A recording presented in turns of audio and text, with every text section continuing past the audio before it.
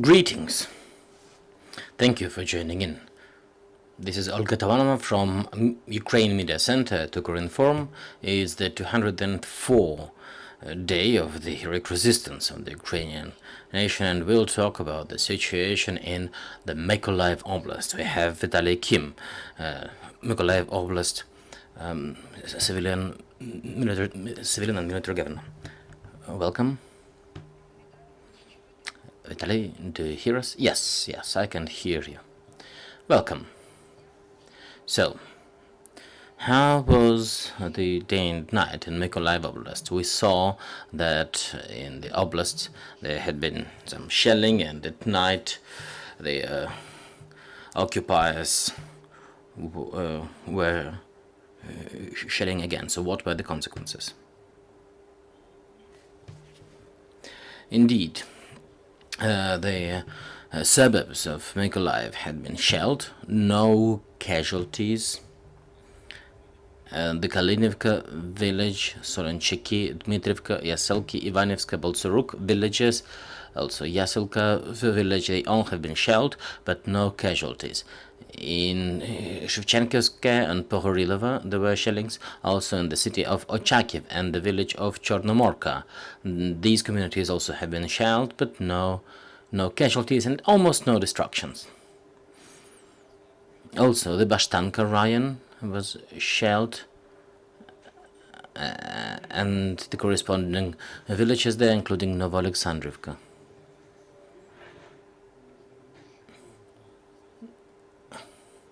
We see that there was nothing in Voznesensk Ryan, so they were shelling a lot, but luckily no casualties. Do you know the type of weapon they use for this? Which types of artillery is used? It varies. Well, they almost can't reach the city. They do use S-300 and also the X-101 and X-59 and the Caliber missiles. But when we talk about the villages next to the front line, they use multiple launched rocket systems and artillery.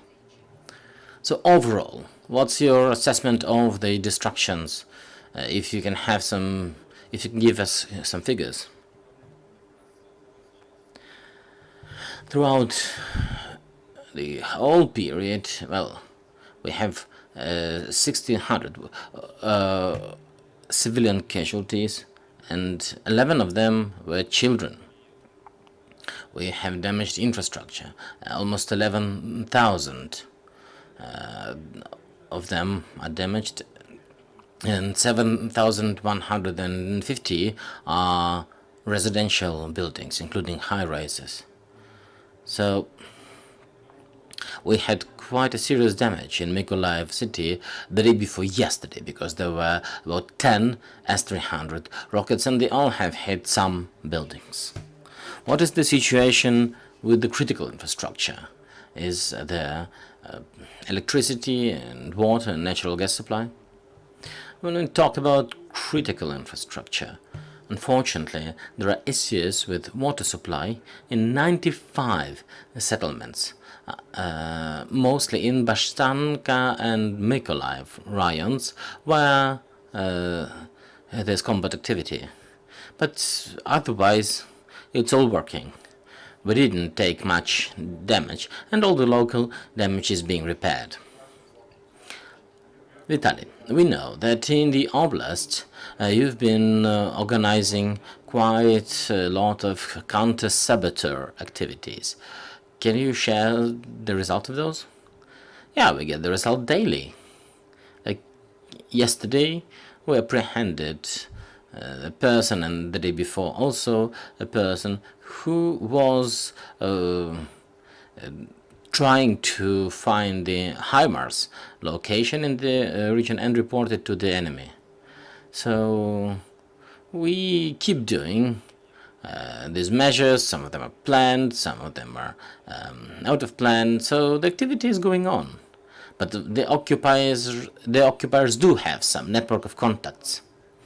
Dear colleagues, if you have any question, Victoria Nakonichna from Ukrinform. I will have a few questions and I will start asking them one by one.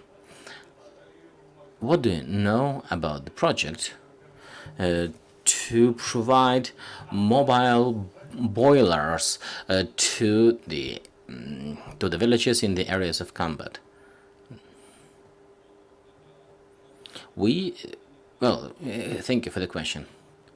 We have submitted the request. We do need some mobile boiler houses and diesel generators so that we would be able to provide heating. Besides the boilers,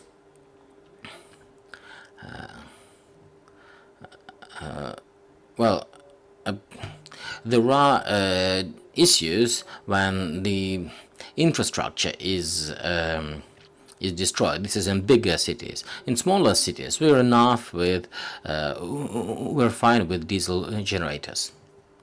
You've mentioned S-300 that were used for shelling Mykolaiv, but we've heard from the military that they have destroyed some of their launch facilities of S-300. Do you think the shelling will keep at the same level? Well, in these 204 days of the war, we had 29 days without shelling, and out of those, 6 days happened in the last 2 weeks, after some of the S-300 launch pads were destroyed. But the Russians do have some in reserve, and they bring them. We've heard about the liberation of Kiselivka, and the water supply from Dnipro to Mykolaiv has been damaged there. Have you started the repairs? This information is not true. Kiselivka is still in the gray zone, and the combat still goes on for Kiselivka. And the last question.